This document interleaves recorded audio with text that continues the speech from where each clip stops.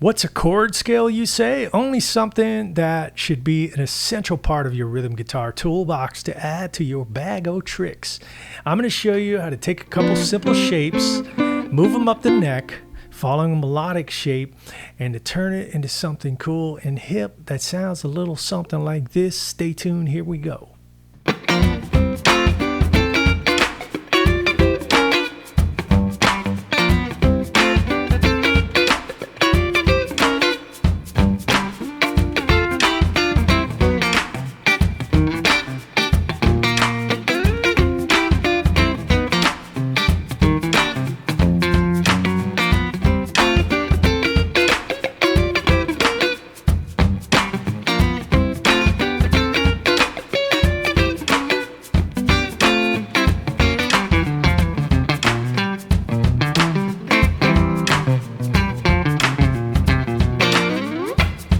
Hey everybody, what's happening? Shane Terrio back at you.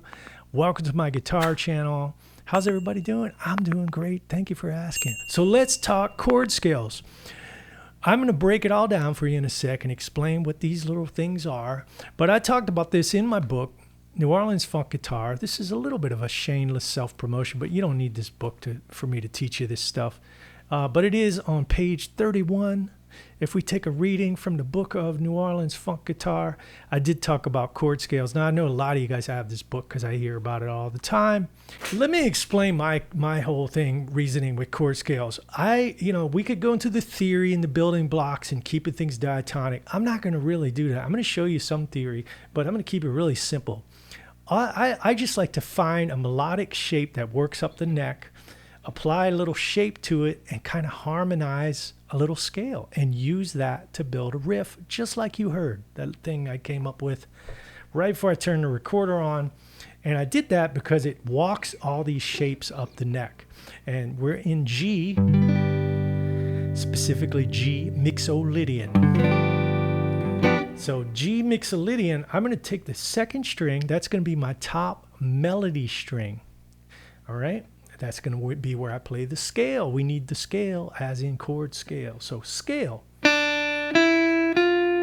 That is G mixolydian.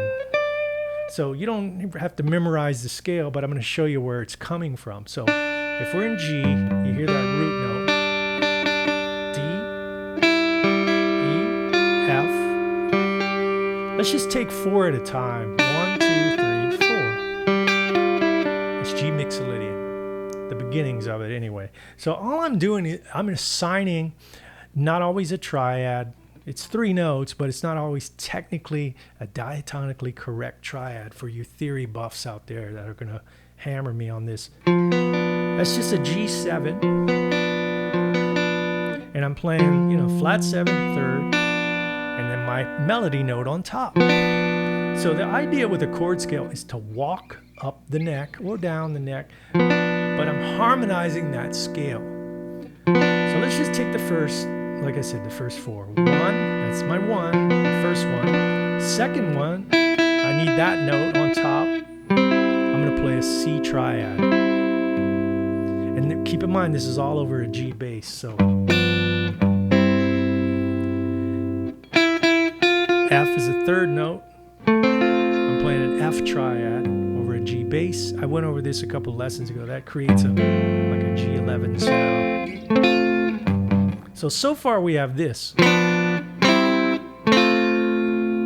Sounding nice. Let's move this shape, F triad, up to G. That'll cover this note.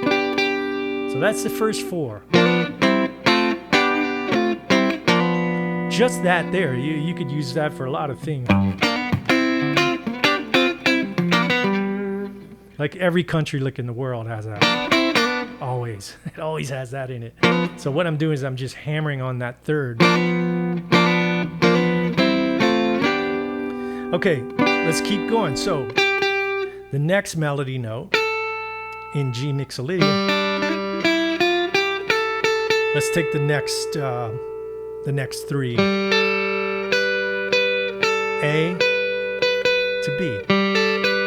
So what I'm going to do is I'm going to break the rules a little bit. Ooh, That's not in G Mixolydian. That E flat doesn't belong there. But I'm using it anyway because my ear always takes over from theory for me. I always give preference to my ear. And what I'm doing is I'm going to use this F7 shape. That's the 10th fret, 4th string with my ring finger, 8th fret, 3rd string with my 1st finger, 10th fret, 2nd string, A with my pinky. That covers that note. Move it up a whole step. That's a G7. So let's put it together.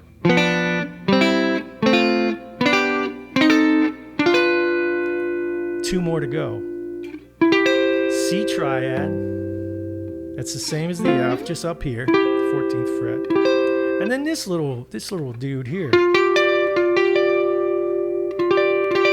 That's a flat 7, the G, the root, and the 5th on top. So 15th fret, 4th string, 12th fret, the G, 1st finger. Pinky's playing the 15th fret, 2nd string. Let's put it all together slowly.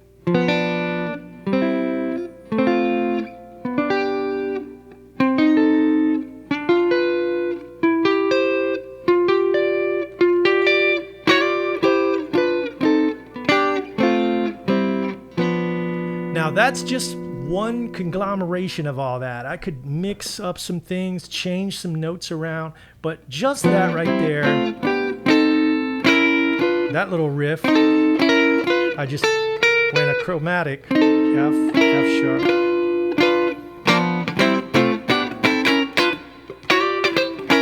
So see why I came up with that little riff? It illustrates perfectly going up that chord scale.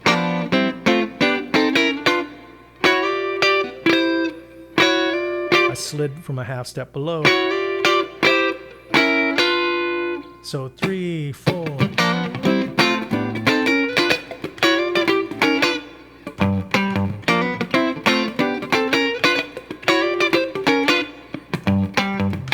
Then it goes to a 4 chord, a C. And what did I do? I just walked down. That's a B flat triad. So the root, pinky is playing, the ring finger is playing the D on the 12th fret. F triad, C triad, B flat triad, C triad, chromatic. So when you put it together, 1, 2, 3, 4.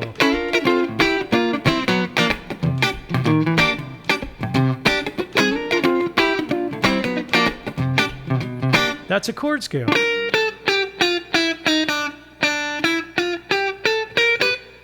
That's literally all I'm doing.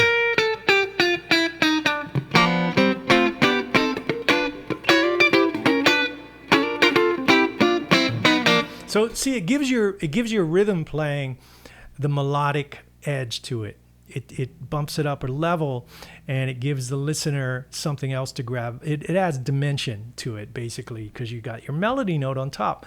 And there's various things you could do. I'm covering this in my upcoming course. I have one coming out called Deep Pockets. There it is. I let the cat out the bag. I'm probably a couple of weeks away from launching it, and I have a couple more that are basically done. I'm just waiting on the web stuff to get done. That's a pain in the ass. But yeah, like you can do 13s.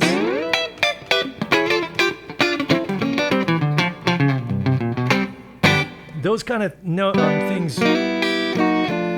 Chord scales. Experiment on your own. Take a simple scale. Take maybe A minor, and try to apply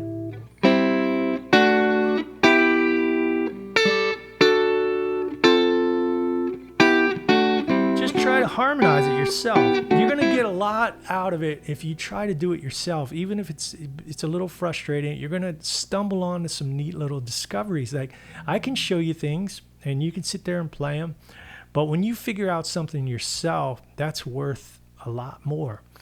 So take this little G scale I showed you and run with it. I'll give you another variation. You can do those. Those are 6th chords. So that's a G6. And we're just taking the top half, so it stays within the scale.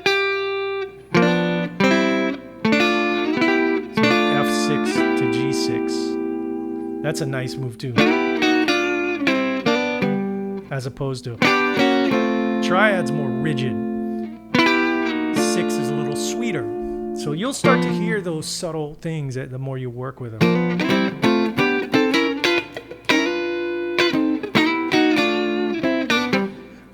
Let's see. Cornell Dupree was a master at this, the great Cornell Dupree. I don't know. I just kind of stumbled on some of this stuff myself, but I definitely didn't invent it. But some of the little moves are used on the gig a lot, just out of boredom. You know, playing one chord over and over again, I'd come up with little moves to make the gig go smoother. And I kind of stumbled upon some things in the process. So you'll do the same thing. Hey, if you like this, give me a thumbs up, a like and a subscribe, all that. Share with your friends and family. And I'll see you soon. If you do like New Orleans funk guitar, I have one box left that I'm autographing. I'm signing. I'll put the link below. After that, I'm not going to send them out and autograph them anymore. It's just kind of too much of a hassle. But I do have about 20 left that are signed. I could personalize. That's it. I'm out. See you later. Terrio out.